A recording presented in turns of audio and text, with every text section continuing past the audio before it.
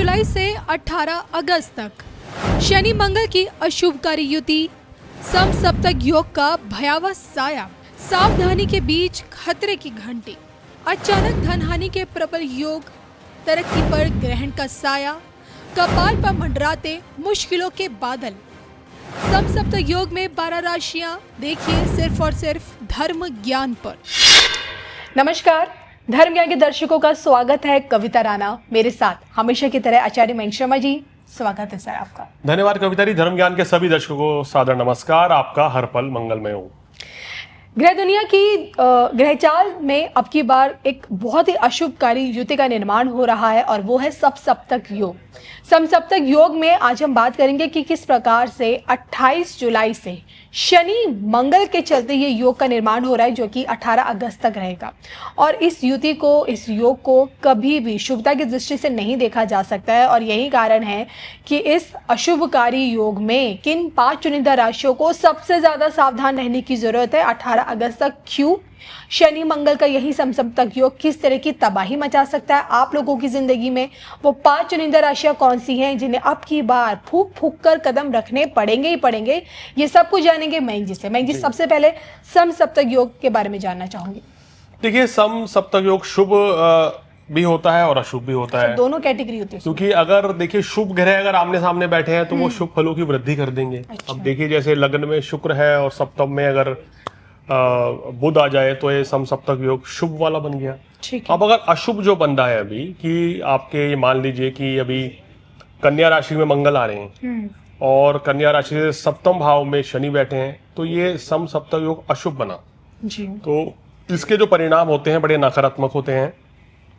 शनि मंगल की युति अपने आप में विस्फोटक युति मानी जाती है कि अग्नि को बढ़ावा देती है।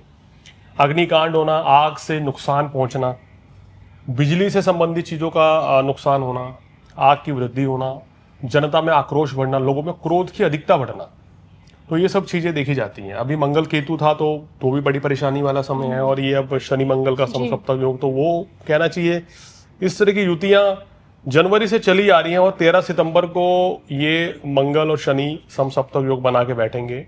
तो 28 जुलाई से 13 सितंबर तक का समय ये 5 राशि वाले ध्यान रखें। ध्यान क्यों रखें? क्योंकि आपकी राशि के ऊपर थोड़ा सा ये योग जो है उतना शुभ नहीं है, तो इसलिए वीडियो बनाया जा रहा है कि आपको अलर्ट किया जा रहा है कि थोड़ा सावधानी रख के चलेंगे तो फिर कोई बड़ी परेशानी नहीं आएगी। अगर हमें पता चल रहा है कि बरसात आने वाली है और हम छाता लेके चलें तो हम भीगने से बचेंगे, बिल्कुल पूरी तरह नहीं भीगेंगे, ठीक है, छींटे मीटे लगेंगे, लेकिन आपका कार्य बेहतर होगा। तो यही ज्योतिष है, आपको एडवाइस देते हैं हम लोग हर महीने कि शुभ योग की और अशुभ योग के बारे में। बिल्कुल। और शुरुआत में माफी आपसे चाहूंगी, शुरुआत में मैंने आपको 18 अगस्त तक का समय बताया था, जबकि 13 अगस्त तक का 13 सितंबर, माफ कीजिए, 13 सितंबर तक का है। यानी कि 28 जुलाई से लेके 13 सितंबर तक का एक लंबा समय है, एक लंबा टाइम पीरियड है। और यही टाइम पीरियड किन 5 चुनिंदा राशियों के लिए भी बहुत मुश्किल रहेगा। आइए मयंक जी से राशिनुसार फटाफट से जानते। मयंक जी, पहले नंबर पर किस राशियों को आप देख रहे हैं? देखिए, पहले नंबर पर मेष राशि है। अब मेष राशि वाले कहेंगे कि हमारे पीछे पड़ गए हैं। देखिए, परिस्थिति ऐसी है कि 7.5 आपको चल रही है। 12वें भाव में शनि और 6ठे भाव में मंगल है, तो 6ठे और 12वें भाव से जब ये अशुभ युति अशुभ भाव में बनेगी तो वो नुकसान ज्यादा पहुंचा सकती है जी। तो मेष राशि वाले ये 4-5 पॉइंट नोट कर लें। वाहन संभल के चलाएं, धन का निवेश ना करें, सेहत का ध्यान रखें, और ऑफिस में और घर में किसी भी तरह का वाद विवाद टालें, नई शुरुआत से बचें। ये चीजें कर लें तो फिर कोई बड़ी दिक्कत नहीं है। दूसरे नंबर पर आती है सिंह राशि। सिंह राशि पे क्यों हमने चुनी है? शनि की ढैया है, द्वितीय भाव में मंगल है, अष्टम में शनि है, तो ये आपकी सेहत को खराब कर सकते हैं जी।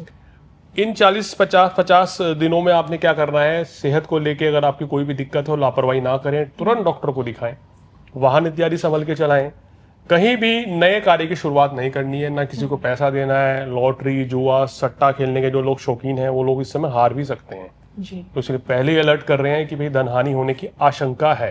आशंका मतलब ऐसा हो सकता है, अगर आपने सावधानी रखी, गलत निवेश नहीं किया तो आप वो पैसे आपके बच जाएंगे। बिल्कुल। इसी कड़ी में तीसरे नंबर पर आप किसको देखते हैं? तीसरे नंबर पर कन्या राशि है, जहां ये अशुभ युति बन रही है। कन्या राशि में आ गए मंगल और सप्तम भाव में शनि होंगे, तो शनि मंगल आमने सामने ये आपके मूड स्विंग को बढ़ाएंगे, क्रोध की अधिकता बढ़ेगी, ईगो की समस्या, अहम की समस्याएं, टकराव होंगे। गृहस्थ जीवन में मनमुटाव की स्थिति बन सकती है, दफ्तर में भी यही हालात रह सकते हैं। तो आपको बड़ा बैलेंस होकर चलना पड़ेगा। जैसे कन्या राशि वाले बहुत समझदार होते हैं, तो उसी समझदारी का परिचय अब आपको देना है।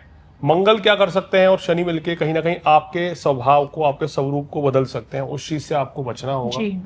हनुमान चालीसा, शनि चालीसा का पाठ करें तो निश्चित रूप से कष्टों से छुटकारा मिलेगा। कोई नई शुरुआत अभी ना करें और ना किसी को पैसा उधार दें।